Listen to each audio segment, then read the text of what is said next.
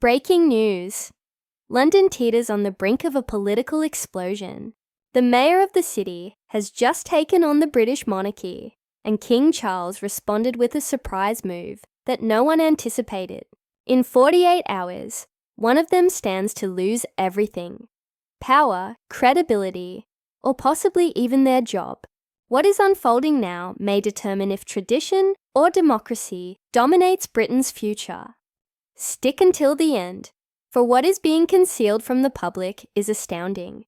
It began 5 days ago. London Mayor Sadiq Khan made an announcement regarding something called the London Citizenship Charter, a new legislation that compels every company in the city to sign diversity contracts or risk paying up to £50,000 in fines. Khan asserted London would take Britain into the 21st century, liked it or not by the establishment. Those words shook Buckingham Palace.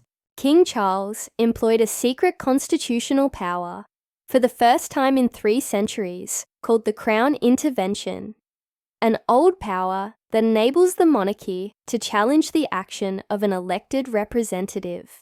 The king wrote a letter to Parliament asking whether Khan had crossed the line, and then the palace published that letter. That was not a message. It was a political declaration of war. Khan did not remain silent.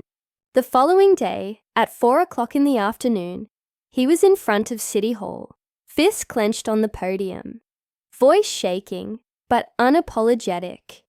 An unelected king has just lectured a democratically elected mayor that he knows better than 8 million Londoners who voted for change, he said. This is not 1825. It's 2025, and I will not be silenced by a crown that's lost the people it purports to serve. The crowd roared with applause, but jaws fell in Westminster.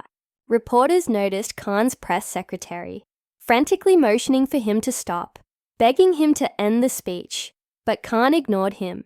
He kept going, fueled by the crowd's energy, crossing lines no one expected. Then he went straight for the royal family, asking how many palaces one family needs, while ordinary Londoners can't afford rent.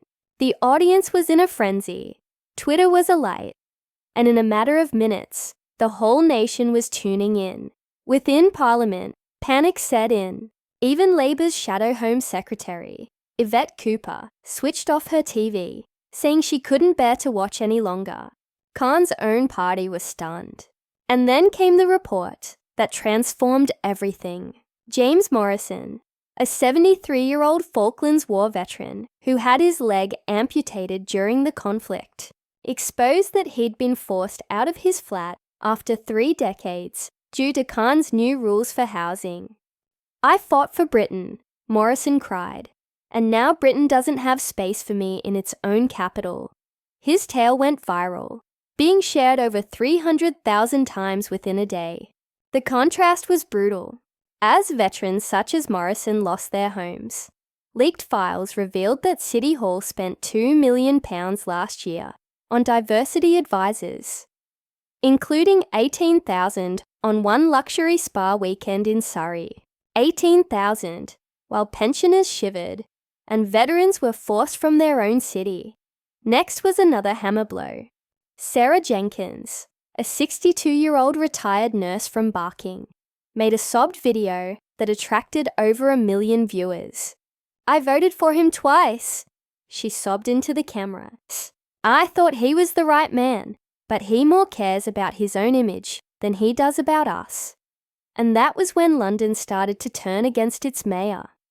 This is just the start, because what comes next between Sadiq Khan and King Charles could redefine Britain's political future. Subscribe and keep watching. The second half of this story is darker. The public response was swift and savage. In just 72 hours, Sadiq Khan's ratings fell by an eye-watering 18 points. Among over 50 voters, his support fell to a mere 19%. Even his rock-solid base, young left-wingers, started to desert him. Under 30's support fell from 71% to 53% in 72 hours. For any politician, Those are death figures. But as Khan hemorrhaged public confidence, King Charles refused to hold his tongue. At a royal reception for Commonwealth leaders yesterday, the king delivered what insiders are calling the most politically charged speech by a monarch in 7 decades. His tone was calm, his message unmistakable. The traditions that bind this nation together cannot be discarded by those who mistake temporary power for permanent authority. London belongs to all Britons, not to the ideological whims of any single mayor. The room went dead. Silent diplomats were left suspended mid-sentence. Later, aides in the palace confessed they had pleaded with Charles to take out that passage, afraid of the political repercussions. But he would not. Buckingham Palace insiders confirmed the king himself redrafted the speech 3 times, each version more robust than the previous one. He wanted to put a very definite line in the sand, and he wanted everyone to notice. At 11:23 p.m., just before midnight, Khan shot back on Twitter, "The crown teaches me about tradition while defending inherited privilege and wealth. I respond to Londoners, not to palaces." 17 minutes on, the tweet was gone. Deleted, but the damage was already done. Screenshots traveled far and wide. Both sides' political strategists denounced it as a rookie blunder. You don't take on the monarchy in a Twitter fight at midnight and then delete it, said one analyst.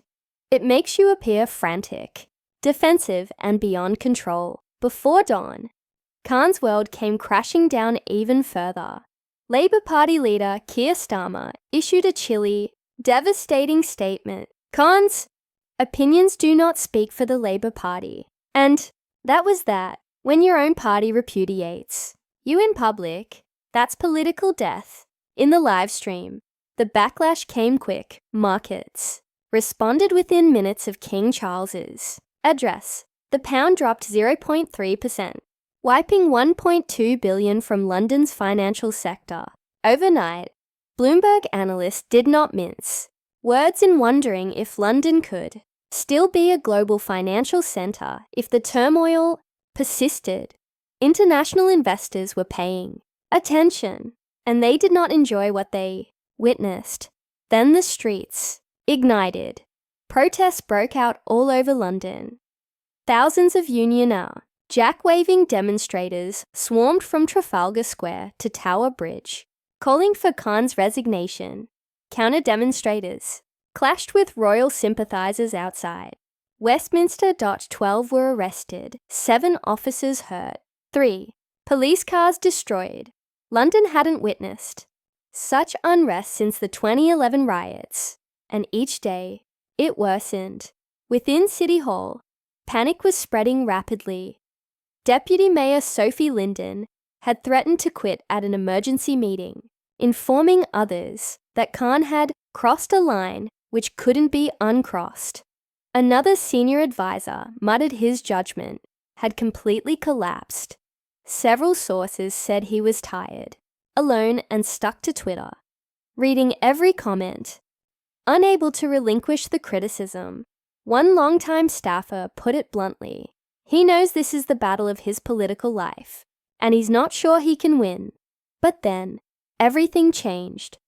Late last night, the Telegraph received leaked documents from deep within Khan's own office.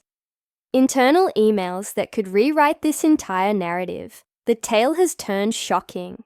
Leaked memos from within Sadiq Khan's inner circle have exposed what may be one of Britain's biggest political scandals in recent history. These leaked internal emails, obtained by the Telegraph, indicate that last September, Khan's staff openly deliberated the creation of a public confrontation with the monarchy.